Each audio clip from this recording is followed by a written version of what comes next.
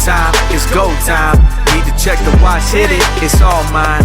Look into the skylight, I'm about to shine. Give me like a minute, I'll be hitting my stride. Everybody know it's go time. Right, because I've been with Dene, I've been with Blackfoot, with the Stony, but when I went with the Cree, I'd like to say my people, there's an instant comfort level that I had. Yeah. I went in and we were talking recovery and housing, recovery, housing on reserve and everything. And the level they gifted me 10 braids of sweetgrass, right? Wow. It was just the honor and everything there to actually be sitting with chief and council, who now the chief is a friend of mine, was so honoring. There's just something about going back to my people, my tribe, Cree people. It was just, there was something different. I don't mean that in a negative way. No, not at all. It was like coming home is what it felt like. I was coming home. I was welcomed. I was respected. And then after that is when I was asked to be a part of Grand Entry.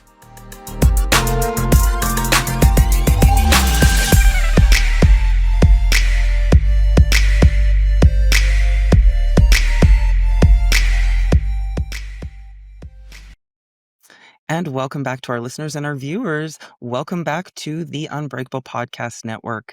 Today, I am just so delighted. I've got my friend Earl Thiessen with me. He is the executive director of an organization called Oxford House here in the Calgary area. And it's been some time since we actually got together. How's it going, Earl? It's been a while. Yeah. Thank you for having me. It's really good to see you again. Yeah, likewise. Likewise. How's your family? Everybody's healthy and well?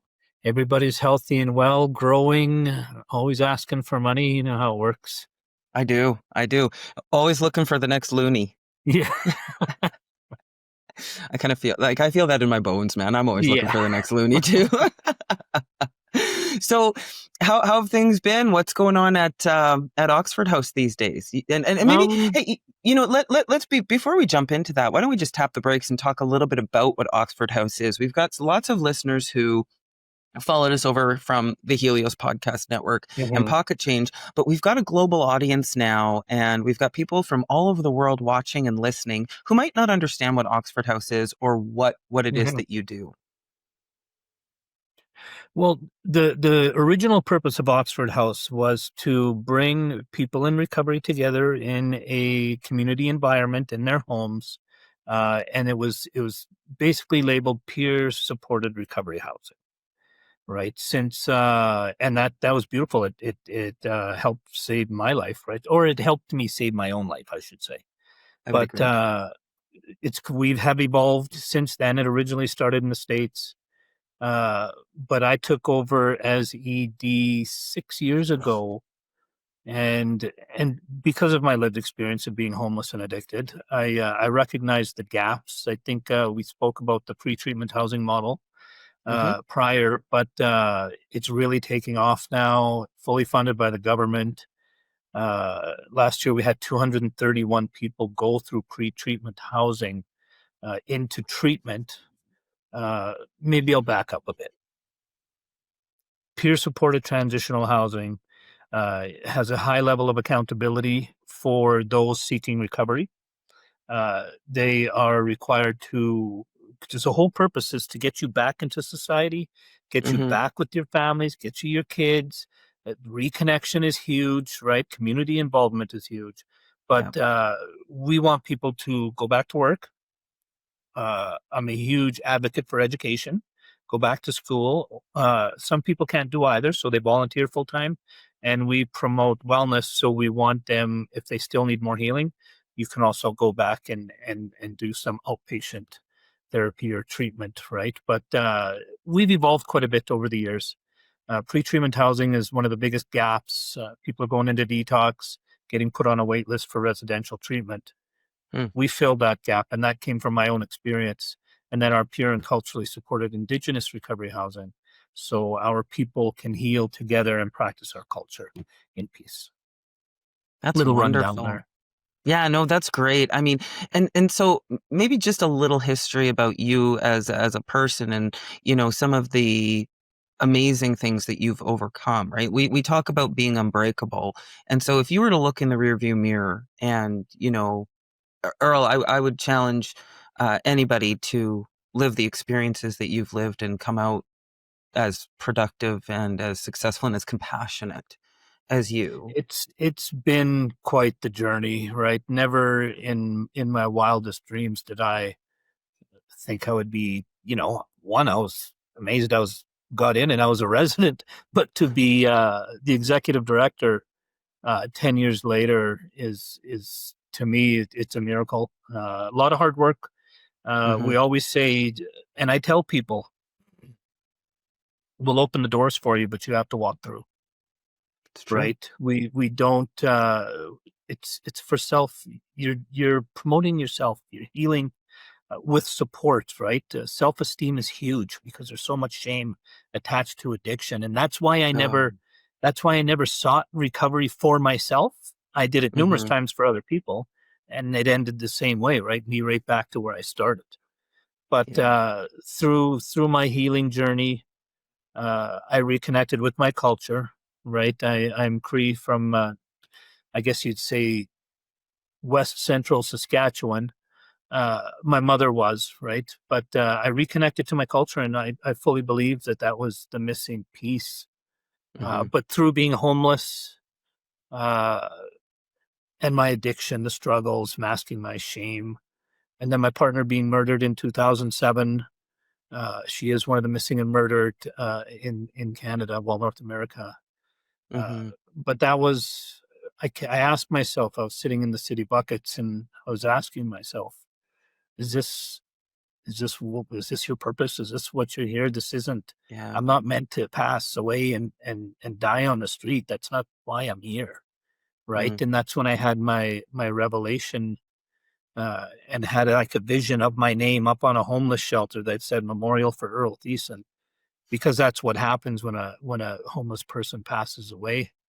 And and I went in front of the JP, 11 warrants, right, for my arrest, and he said, "Do you have anything to say for yourself?" And I first time I got honest, right? And I said, yes, I do. I need help. I need help with my trauma, my childhood trauma. I need help with my addiction. I need help with the murder of my partner. He asked her name. I told him, Jackie Crazy Bull. He had heard about the murder up in Edmonton. He was up in Edmonton, but it was a stabbing spree during the Stampede in '07. And he gave me his condolences and he said, I'll tell you what I'm going to do. I'm going to release you on your own recognizance, which never happens. Unheard. Unheard Uh, of. Unheard yeah, of. and I want you to go get the help that you want and need, and I want you to clean up these criminal charges. So that morning, September 13th, 2007, I limped up to Renfrew Recovery, and I've been clean ever since. Wow. So you Started just my celebrated journey. a big That you just one celebrated a little big window, anniversary. Yeah. one little or one little window of opportunity that he gave me changed my life, and that's the way I look at it now. That people need that window. Yeah, I'm coming up on 18 years here right away, No, which is you just amazing. passed 18. You just passed 18 years, man. We're like the 18th. September, you said? September Nope, 13th? November Oh, 13th. November. Oh, wow. So Yeah, month and 18 change, years. it'll be 18 years. And I never, my big celebration, people call it odd, but my big celebration was at 7 years because that's how long I spent on the street. And Wow. I just dedicate myself to helping people heal, right? A lot of them thank me. They say, thank you so much for your help. And I just say, hey, I'm in the business of helping people help themselves. It's all you. It's Hmm. all you, right? You're a life facilitator. This isn't work for me. I love doing this. It's stressful. being Yeah. being the executive director is extremely stressful. But I wouldn't have it any other way. I see the impact. I see families reunite. I Mm. see people change their lives, and that makes it worth it. Yeah. And so you talked a little bit about some of the cultural programming and availability that you create for people. Mhm. I would imagine that you serve all populations, but do you find that there's an explicit need in terms of, looking for our Indigenous community and bringing them back to that culture? Because that's, I have a friend and she's been dealing with, some unearthed trauma, things that she didn't even think about and didn't even realize were traumatic experiences, but they formed and shaped how she sees herself in the world. And she kept going and having conversations with, a therapist or a psychologist or a family physician. And one day we were talking, and she pulled over on the side of the road, and we got on a video call. And I said to her, "Why aren't you going for traditional medicine and traditional support? Like, when was the last time you smudged? When was the last time you sweat?" And, you know, the declaration for her was that she didn't know how to smudge. And so me, as, an individual who really values and respects the Indigenous culture, because it was a huge part of how I was raised, and Yeah. it's an influence of who I am as a Canadian. I went and I found her resources so that she could find a way to learn how to smudge and what does it mean and what is the purpose. And, so those disconnections from culture, through what I would classify, kind of the attempted genocide of a demographic of Canadian people and North American people, maybe global people. That's a huge break. And so, can you talk a little bit about the facilitation? I mean, we're coming up on Truth and Reconciliation Day here in Canada, and I think it's a very relevant conversation for us to Mhm. think about advocacy, but not just advocacy, but changing of behavior and mindset, and facilitating and supporting people seeking that refuge, if you would. It's huge. The cultural, we say, uh, the opposite of addiction is connection, right? Yeah. And that's 100% true, right? Where addiction is solitude, it's loneliness, it's Mm. isolation, right? When you reconnect, especially for Indigenous people, there was, and I don't like I always give I don't want to say do, but I always mention that each uh, I would almost say country, each culture has its own similar uh, attempted genocide, because that's a good word, because that's basically what it was. But in Canada, our black eye is how we treated Indigenous people, Mhm. right? My grandparents, my mom was thrown into foster care at a very young age. That whole 10 years, to be honest with you, it almost like it seemed it was an opportunity to exploit people, uh, Yep. and then far back to exploit us for our land, right? So Mhm. that being said, when I went in and I reconnected with myself and my culture, thank you, Sunrise Healing Lodge. They played a big part in helping me find myself. Basically, there was always a missing piece of Earl. I didn't grow up Indigenous. I didn't grow up with my culture at all. My mom was so ashamed of being Indigenous that she would tell people that she was part Japanese. That's why her eyes were slanted and her skin was darker. Hmm. A lot of shame of being Indigenous in the 50s and 60s. Yeah. But I proudly wear that. I was the first one in my family to get my status card to honor my mom. It was to honor my mom. And now three-quarters of my family have theirs. And to Wow. me, that's what it's about, honoring tradition, honoring my mom. When we opened up Red Woman House, it was a Sunday, and people were saying, "Why are you doing an opening on a Sunday?" And I don't want to start crying. I stated that it was because today is my mom's birthday, Mm. so I wanted to honor my mom by having the grand opening. Because when I got presented that red print, Hal had stated that it was to signify Indigenous women's healing journey, uh, to signify and honor the life-giving gift of our women, and to recognize the missing and murdered Indigenous women. And all three of those touched me, touched my mom, touched Jackie. Mhm. So I was extremely choked up. Uh, and that's where I realized how important reconnection to culture was. It saved my life. I found the missing piece of Earl, right? I found the missing piece, and that's what's happening in these homes. Having sharing circles with elders, we have elders come in and do sharing Wonderful. circles with the ladies and men. We have 5 homes in Alberta, I call them peer and culturally supported healing homes, is what I call Yeah. them. But we Yeah. can heal together. We get to know other cultures, right? We're not all from the same tribes. And then sweat lodges. We used to have them all the time. Now, due to a lack of funding, uh, we don't have them as often. And then letting them, a big thing is you'll have to come see it. The Red Woman House. We let the Yes. women decorate the house themselves. I actually had a lady when we were doing the opening. I wanted to purchase new furniture, uh, and I explained to her she was gonna, we were gonna go pick them up, and I said it's actually for one of our healing homes for Indigenous women. And then she said, "Tell me more." So I told her more, and she said, "You know what? We're gonna donate this, and Wow. we're gonna deliver it too." So her and her husband delivered it. I don't forget acts of kindness like that. It's just No. huge, and it recognizes it's significant, but we wanna help break the cycle of addiction, right? Yeah. And that's why we don't put a time limit on our housing, the transitional housing, post-treatment housing. We don't put a time limit on there because who are we to say that you're healed? Okay, it's been Yeah. 6 months, you're good. No, that's not what we Yeah. do, and we noticed actually, uh, because we keep track of the demographics and everything, that, our Indigenous homes have longer stays. People Mm-hmm. stay longer in those homes, and I fully believe it's the reconnection to culture, Yeah. safety, and that there's no time limit, right? It takes some time to heal, right?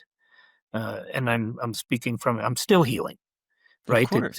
It's recovery isn't a destination, right? It's a journey, and that Yeah. goes with reconnecting to culture. I was so honored, Chief Greg Desjardins from Frog Lake and the executive director of ASAM up on Frog Lake Nation, Roxanne.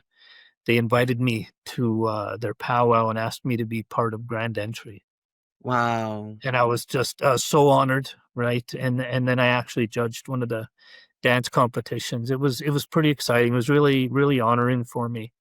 And Yeah. I'm not. It looks like I'm a pretty shy dude, and I'm pretty quiet unless it comes to recovery or my culture. But I got out there and it was just amazing the impact that it has and had on me. I'll remember for the rest of my life.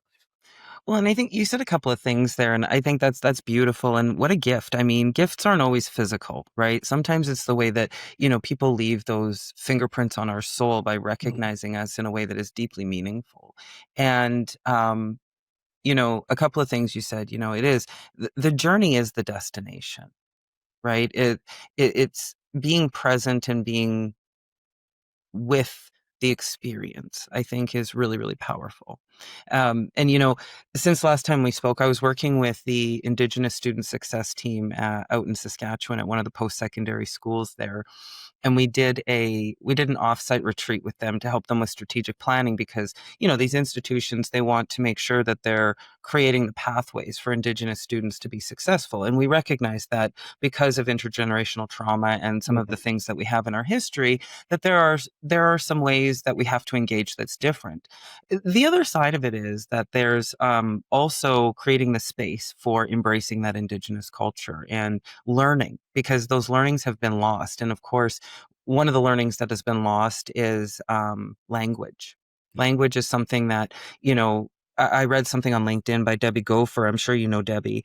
And, it was a story of her mother speaking in Cree after she had been apprehended and they were speaking to her in English and she was trying to respond and she didn't understand and they held her arms, she's a child, they held her arms above her head, and every time she spoke her language they slapped her arms with a yardstick. And I mean, people don't understand those are the things that make people like your mother not want to acknowledge the Indigenous heritage.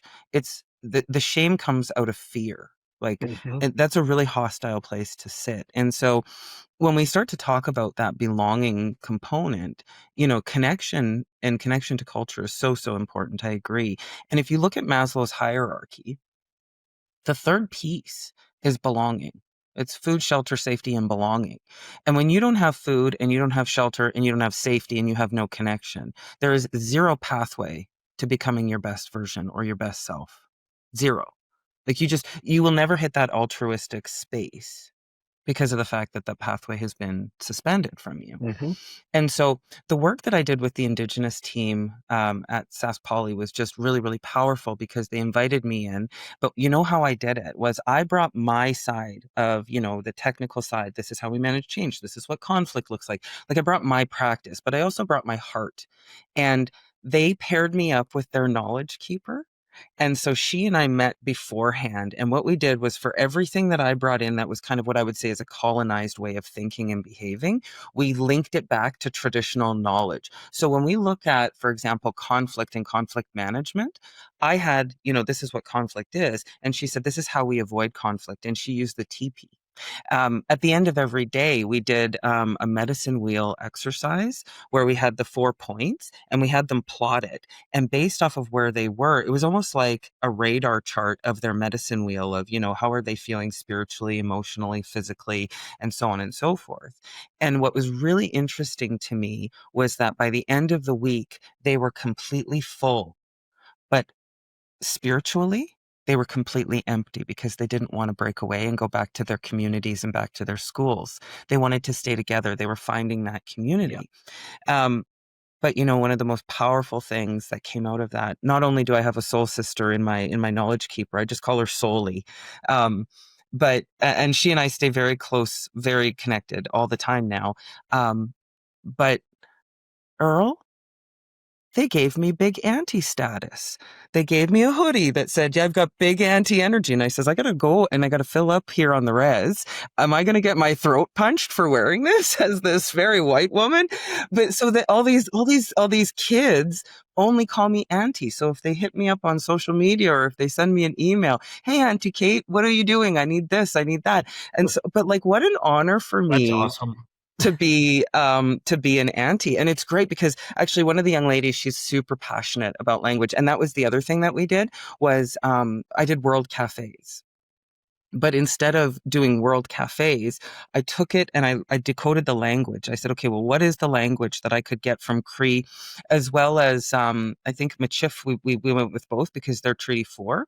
And so I made it so that we were using the closest words, and they're obviously world cafe or not words that I could translate. So it ended up being world travel or earth travel is what it was. And so we did earth travel in Cree language. And I'm so excited because Brooklyn has agreed. She's this young girl who works, so I say young girl, she's like 30. She works over in Sask Polytech on their main campus in Saskatoon. And we're going to get to have her on here in a couple of weeks to talk about language and the importance of language and the passion that she brings to healthy living. And, this is a young lady who every 3 days a week, she's in a ribbon skirt and a t-shirt and a pair of sneakers on the way to school. Like there's no shame with who she is as a person and Beautiful. embracing her culture. And it just it gives me goosebumps just thinking about it. No, that's amazing. Sounds like quite the experience. It was powerful, Earl. Like it changed me. It changed me. And it changed them too. I think I broke some myths. I know what I look like. I know what I look like. I also tell people I don't glue hair to my face for my benefit. I do it for yours because my eyes, otherwise it'd be just like two little pee holes in a snowbank. Thanks for that one, Dad. But that was a life-changing experience for me, right? And that's the point. The point is not for us to show up and be perfect every day, but it's how do we break barriers? How do we, establish appropriate boundaries? How do we build community? And how do we create a network that lets people know that even though you and I are a little different, that you could pick up the phone and you could say, hey, Kait, this is what I need from you. And that I would answer. Yep, that's huge. That's huge. Society has been slowly slipping away from that. I agree. Yeah. I think COVID really played a number on a lot of people. But you speaking about the medicine wheel, I relate that back to people's healing journey Yeah. in recovery and the trauma we experience, because a lot of us focus on, and I go to the gym. It looks like you might go once or twice a week. I've been a couple times. I incorporated that ever since I was in Oxford House, 17 plus years ago. as part, because we work on the healing emotionally, we work on the reconnection and the healing spiritually, you work on it mentally, but a lot of people leave the physical part out. You're right. And that, I think, is why I'm semi-balanced, we'd say, is because I work on that physical aspect, because that's a huge piece. How are you going to go on the long walks in nature if you're not physically capable to? Yeah. So I just, when I speak and I let people know, I say you have to take care of all 4 areas of the medicine wheel. Yeah. In your recovery, in your life, right? All around. That's how you have to look at it. So you can, that's my version of holistic healing. Yeah, As a I whole, agree. right? I agree. You're not, people think that they're well, and I see this in the bodybuilding industry all the time. You see people who are very physically fit, they're very physically well, but they're not mentally well. You're not well if you don't have mental health. Mm-hmm. And there is, I think there's a stigma still around mental health and mental illness. And those two things are not the same. Mental health is I'm well and I'm healthy and I'm managing my health. Mental Mm-hmm. illness is I'm unwell. It would be like having cancer. Right? It's a different form of thinking, but you can still be mentally ill and thrive in life if you're Oh, managing 100%. mental illness, right? Mm-hmm. And so talk a little bit about, let's dive into some of these cultural elements, and maybe create some awareness for people. If you were to, like, if there's one ceremony that impacts you or that brings you the greatest sense of peace that you're able to articulate and talk about, what would that look like? Like, what are those types of things that feed your soul, that give you that cultural boost? For me, it's the sweat lodge, Hmm. right? And there's many different kinds, uh, many tribes. They do. It's all different. I've sweat more out in Sutina Mm, here than anywhere else. I've done the Cree sweats up north. Done sweats where women weren't allowed in because you're too hmm. powerful, right? Yeah. But having those open sweats, the rounds, the especially, having a round for yourself is huge, right? Yeah. Having and you hear the splashing, right? I had, and then you have a round for your loved ones, right? You have a round for the grandmothers. But what had happened, I'll tell you about an experience that happened when I was in the lodge, and Hal said we're going to do the 4th round and send the spirits home. I had a vision of my mom, my sister-in-law that passed away, and my wife's daughter that I never met, and Jackie. I had a vision of those 4 holding hands and walking away. Oh, And it just, sorry, no. it just hit me so hard, right? That 1, they're together. Yeah. 2, they were with me, with Hmm. us in there. Uh, and 3, that I actually got to see them together. It took me a bit. I was wondering, should I tell my wife? Right, she's not Indigenous, and I was thinking she's gonna think I'm crazy. But I No. I told her, and she thanked me. It was so powerful knowing that they were all together and they were all with me. It was it was a huge moment for me, and that from my experience and the people that I've talked to, that happens quite frequently because they call it the mother's womb, Hmm. right? But that's ever since. Like, ironically, the last time I had a I participated in a sweat lodge was when I left Sunrise Healing Lodge. And then the next time I participated in a sweat lodge, it was the same lodge, like 10 years apart, with the Wow. same guy, Hal, with his son and his daughter, uh, Tristan, and he's in the spirit world now, a young man passed Mm. away. But they were just small when I went in there, and then to see them. and hear them sing, right? Real powerful voices. But Yeah. that whole experience, just the cultural connection, the sweat lodge just is home for me. And that's where I've had the biggest reconnection to who I am and my people and my loved ones.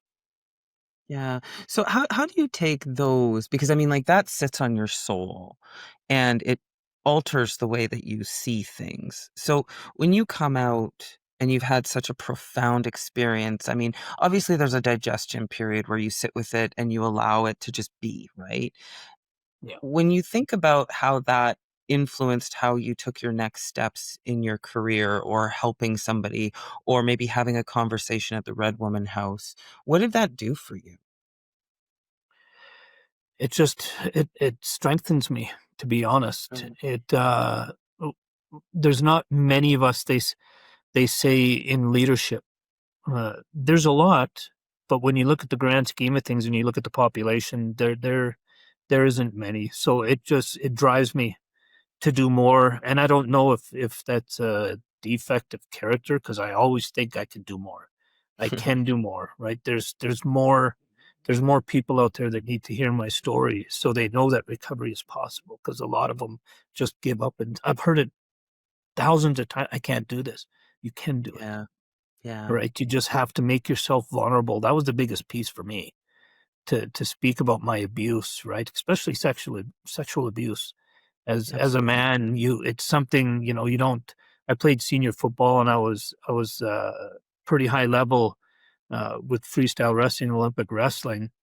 That's not locker talk, right?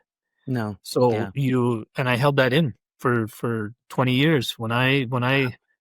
Uh, when I spoke about that doing my step 5 with an Indigenous elder, a lady, I sat there and I cried for 2.5 hours, and I talked about everything. And I walked out of that. It was the elders' room.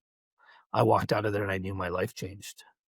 I just felt a sense of relief, right? We say you need to step 5 is to be open and honest with yourself, Mhm. another human being, and your creator. That's all it took for me. I didn't have to. I speak about it now, but Mhm. I didn't have to tell the world my experience to start my healing journey. I had to tell myself, another person, and my creator. Mhm. And that's what I did. And I knew my life had changed when I walked out of that That's elder's room. powerful. It's just, I've had a lot of profound moments, right? And my mom was heavy on my mind all the time after she passed away, because I was her caregiver for the last few years of her life. Uh, if anybody could have helped her, it would have been me, right? She Yeah. passed away an alcoholic, and she basically drank herself to death from the unhealed trauma and the unwillingness to face it. And I get it. I understand that. Mhm. But and I found her when she passed away. Oh, But it was wow. really heavy on my mind, and I talked to Hal, and I said, "Dude, I can't get her out of my mind. She pops up all the time." And he goes, "When was the last time you fed her spirit?" Oh. And I never did, right? See, I'm not 100% connected with my culture, but he taught me something there. He said, "Earl, you should feed her spirit and talk to Mhm. her and pray for her and cry." So that's what I did, and I had to do it every year. Yeah. But and that helped.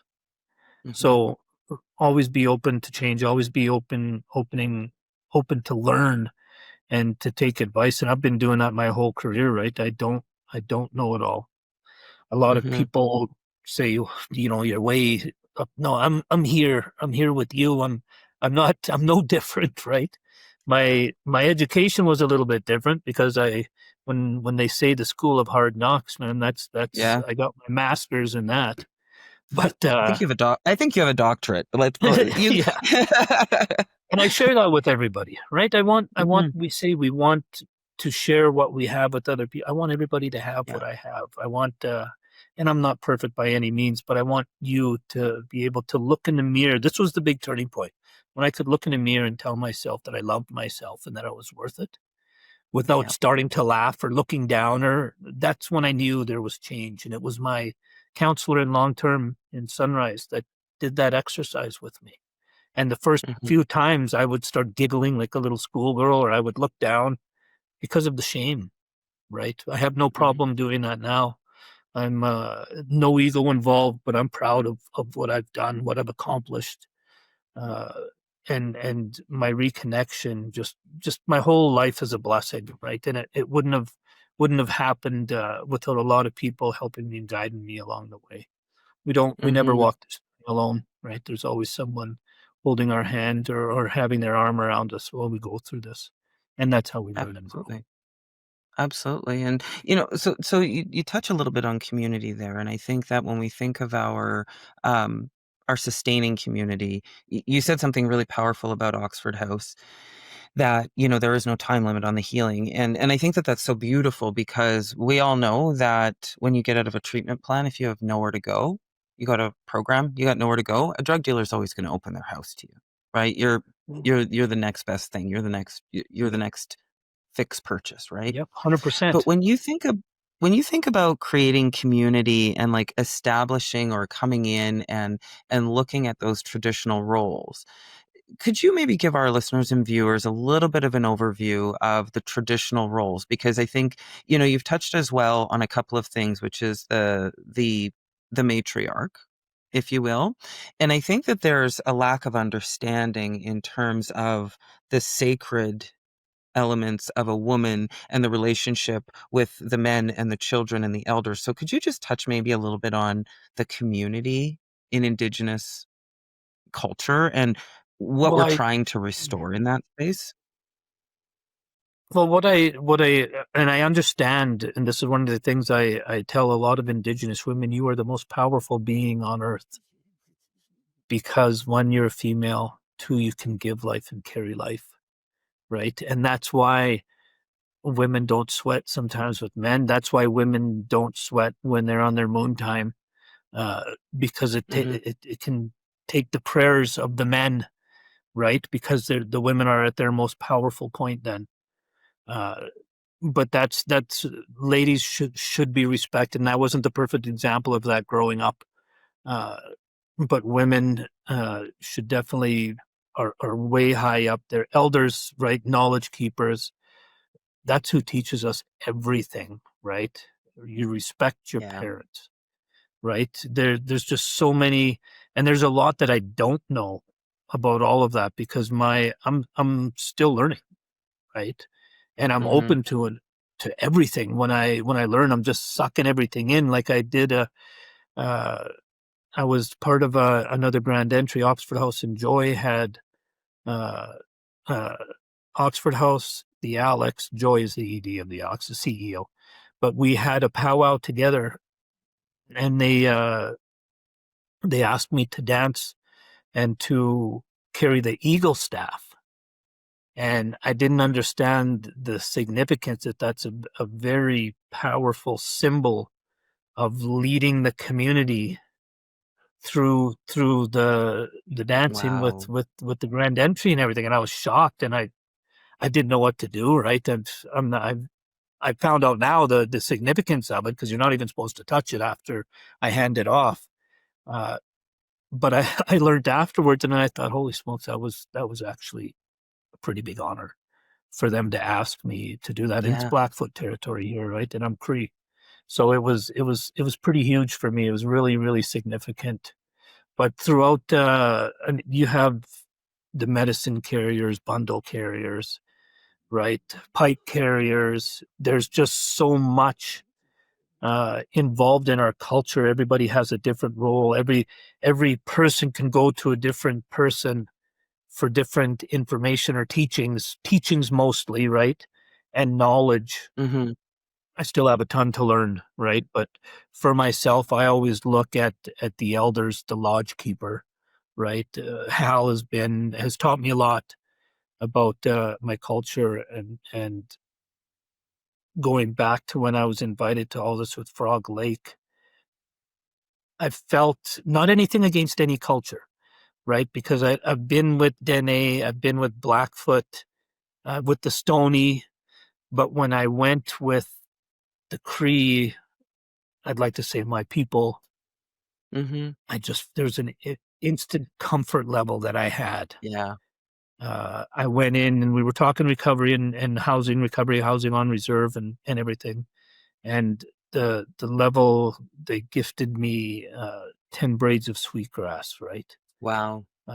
It was just the honor and everything there to actually be sitting with chief and council, who now the chief is a friend of mine, was so honoring. There's just something about going back to my people, my tribe, Cree people. It was just, there was something different. I don't mean that in a negative way. No, not at all. It was like coming home is what it felt like. I was coming home. I was welcomed. I was respected. And then after that is when I was asked to be a part of Grand Entry. There's so much happening, and there's so much honor I feel when it comes to the reconnection, because it's only been 17 years, right? And I carry a little bit of shame because I don't know my language, right? And I've tried to learn it. It's extremely difficult. But it is.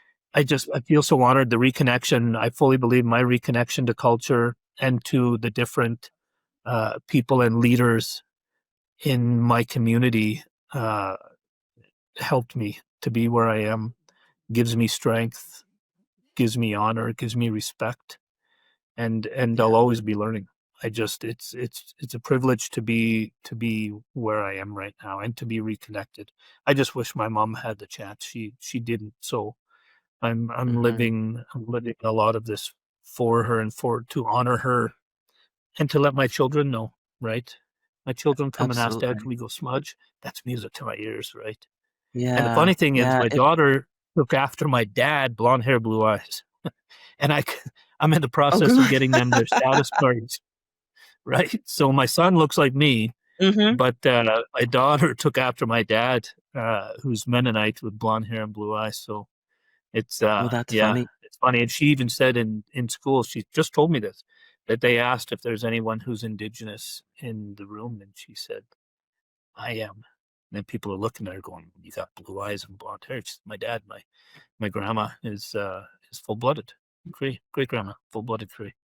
So yeah, it's interesting when you do go into those spaces and you find that sense of belonging. Like, it's powerful. And I think that, particularly when you're going through and learning. I mean, really, 17 years, you're an adolescent, you're a teenage boy in your culture. Yeah, exactly. That's why I don't have a lot of people ask me questions, and I'd say, well, I don't know. I could probably find out, but I don't know all about my culture yet. And it's, to me, every time I learn something, it just helps me grow as a person, right? It has nothing to do about my addiction or anything like that. It helps me become more complete, I guess you could say. And that all happened when I reconnected with my culture. I knew there was a missing piece of me. I just didn't know what it was. And then when I sat in the ceremony room and I cried in front of a bunch of men and talked about my partner that was murdered, there was a level of comfort in doing that and knowing that this is where this is all started. This is where I'm starting. I'm starting my life here. I'm starting my connection to my people and everything right here. It was quite amazing, nerve-wracking, right? It's nervous. You get nervous when you're asking questions, and some people go, you don't know about that? Didn't you grow up with? And I say, no, I didn't. I didn't grow up with any of my culture, right? I'm still learning. So a lot of the stuff is new to me. But I find, and I learned from the elders that come in the Oxford House to do our sharing circles, right? It's just it's a beautiful thing. Education is a beautiful thing, both Western and Indigenous. Absolutely. So do you find that you're shameless in your pursuit of knowledge? Like, because, they always say, well, there's no such thing as a stupid question, but everybody's like too afraid to put their hand up to ask something. But, it sounds to me like you're pretty shameless in terms of, hey, this wasn't afforded to me. I didn't have this I didn't have, a kokum that I could go and have a conversation with about these things. Yeah, exactly. How else are you going to learn? And I was always that guy that would never ask, and now I put myself out there, right? It just rocks me when I have to do public speaking. Yeah. And then I always think, and I always hear this from a lot of the people in the community saying, be the buffalo. Be the buffalo. go into the storm head first. And I just say, you know what, you're right. And I get up and do it, right? I even did an announcement once to the government. I could feel my legs shaking. And I had to cross my legs because I was so nervous, but I trudged through it, right? It's just, and it helps, gives me strength. 100% it does. It makes me a stronger person. But people always say you've done so much public speaking on all these announcements with the government. It just must be a piece of cake for you. And I said, no. Yeah. I'm as nervous as I was the first time I did, doing it 20 times later, right? When we spoke at the Recovery Capital Conference here on Indigenous healing, it was supposed to be just a one little corner seat of 60, 70 people. And when they announced that it was me and 3 other leaders, I'll say, Jerry Bemister was one, God bless her soul, but it was the 3 of us up there. And she goes, yeah, Earl can introduce everybody. And she just tossed me right under the bus, right? But when they announced it, they had to open, this is at the TELUS Convention Center. They had to open up all of the doors because there was 500 people there that wanted to listen about Indigenous healing and hear about our life experiences. And when I spoke about my mom up there, I cried in front of 500 people because I grew up in Manitoba. And now I know that it takes a real man to be vulnerable and to cry, right? And I teach myself that was a huge barrier for me, right? That was my emotional stunting when I was growing up that I couldn't feel, right? And I fully believe that part of addiction is the lack of being able to have an emotional response to your trauma. So I'm going to ask you to be the buffalo, and as we kind of wind ourselves down here, if there's one piece of wisdom that you can leave with this global audience to help them have an unbreakable legacy, like what you're leaving behind, halfway that you pay. Not everybody's going to have the same story, and it's not I recognize that it's not a competition of who has the worst trauma. What's traumatizing to me is not traumatizing to somebody else, and so on and so forth. But if you were to leave our listeners and our viewers with one piece of advice, a piece of wisdom from Earl's Book of Greatness, what would that be? I would say don't hesitate, right? Don't hesitate. If you feel something, don't hesitate to speak about it. Don't hesitate to do it. Make yourself vulnerable. Put yourself in that awkward position to move forward and be the buffalo, right? Put yourself in challenge yourself. That's it. Challenge yourself to do better for someone else, right? Not for yourself. Challenge yourself to do better for someone else. I want people to know that person that is passed out on the grass there, that's someone's son, that's someone's dad. Challenge yourself to go up and say, what's your name? Right? I learned that from John Brooke.